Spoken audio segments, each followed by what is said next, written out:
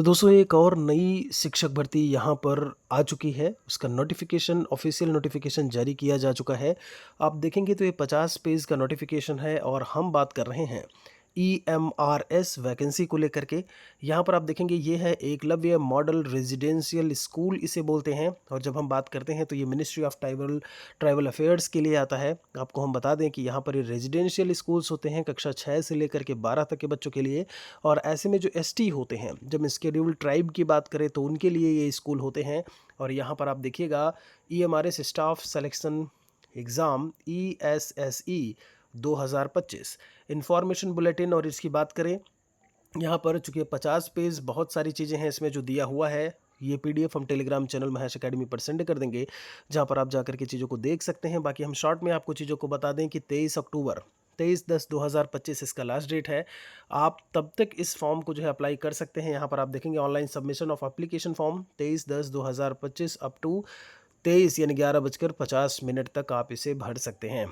बाकी यहाँ पर अगर हम बात करें फ़ीस को लेकर के, summary of fee is as under. आप यहाँ पर देखेंगे तो principal PGT TGT non teaching staff के लिए एप्लीकेशन फ़ी तो ज़ीरो है, लेकिन प्रोसेसिंग फ़ी जो है वो 500 रुपये देनी होगी।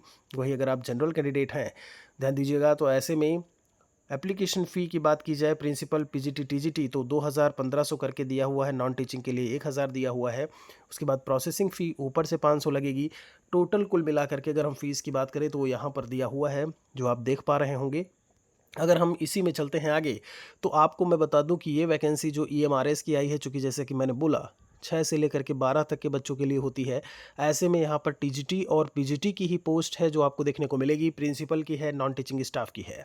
यहाँ पर PRT की कोई भी पोस्ट नहीं है, कोई भी स्पेशल वैकेंसी ऐसे में कोई छोटे बच्चों के लिए बिल्कुल नहीं है। इस चीज़ को आप अच्छी तरीके से ध्यान रखिएगा। बाकी यहाँ पर पेपर जो है वो ऑफलाइन मोड होगा, मतलब आपका OMR बेस्ड होगा। वो भी है। पेपर 1 की बात करें, पेपर 2 की बात करें, ये 2 स्तर की परीक्षाएं TGT PGT में देखने को मिलेंगी। उसके अलावा इंटरव्यू मिलेगा तो वो प्रिंसिपल वाले पोस्ट के लिए है। TGT PGT में इंटरव्यू नहीं है। ये सारी चीज़ें जो है वो दी हुई हैं। अब आप पूरा इन्फॉर्मेशन देखेंगे तो बहुत सारी चीज़ें हैं जो आपको देखने को मिल जाएंगी। टोटल पोस्ट को लेकर के बात करें, 7,267 पोस्ट आपको यहाँ से देखने को मिलेगी। प्रिंसिपल 225 है, PGT 1460, TGT की बात की जाए 3,962 पोस्ट हैं। फीमेल स्टाफ नर्स है, हॉस्टल वार्डन है। अकाउंटेंट की बात की जाए, जूनियर सेक्रेटरीट असिस्टेंट की बात करें, JSA SSA ये पोस्ट KVS में भी देखने को मिलती है। लैब असिस्टेंट का यहाँ पर दिया हुआ है, उसे भी आप देख पा रहे होंगे। तो ये चीज़ें दी हुई हैं। अब किसमें कितनी कैटेगरी में, कैटेगरी वाइज यहाँ पर पोस्ट को जो है वो बताया हुआ है। तो सबसे पहले PGT को लेकर के बात करें, आप यहाँ पर देख पा रहे होंगे कैटेगरी वाइज सारा पोस्ट जो है वो दिया हुआ है। उसके बाद हम TGT की बात करें तो ये कैटेगरी वाइज यहाँ पर पोस्ट जो है वो इन्होंने बताई हुई है। आगे अगर हम चलते हैं तो आप देखेंगे यहाँ पर TGT trained graduate teachers regional language की अगर हम बात करें तो उनमें जो है अलग अलग है, वो भी यहाँ पर इन्होंने बताया हुआ है। इनकी भी पोस्टिंग KVS की जैसे होती है, आपकी पोस्टिंग कहीं भी हो सकती है जहाँ पे EMRS विद्यालय होंगे। तभी आप देख रहे हैं यहाँ पर रीजनल लैंग्वेज के भी टीचर्स जो है वो आपको देखने को मिल रहे हैं।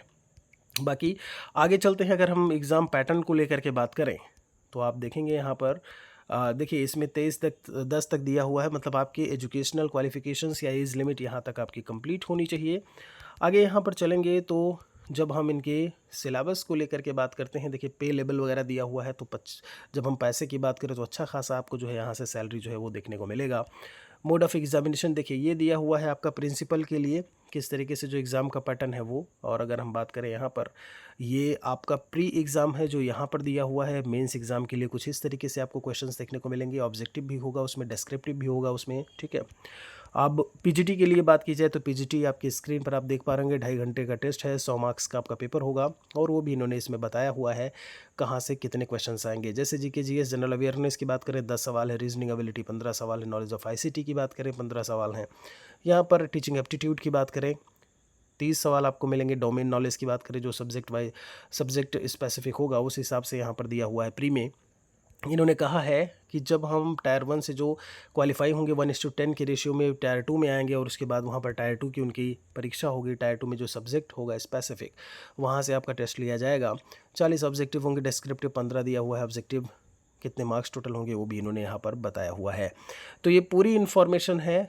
बाकी चीज़ें आप देख सकते हैं जा कर के। जब हम बात करें टेलीग्राम चैनल पर हम इसको भेज देंगे। एज लिमिट वगैरह को लेकर के बात करें तो 35 साल टीजीटी का दिया हुआ है, मैक्सिमम 40 साल पीजीटी का दिया हुआ है, 50 साल प्रिंसिपल का दिया हुआ है।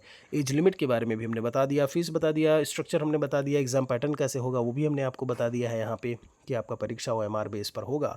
और यहाँ पर देखिए कुछ इस तरीके से हॉस्टल वार्डन वगैरह का दिया हुआ है।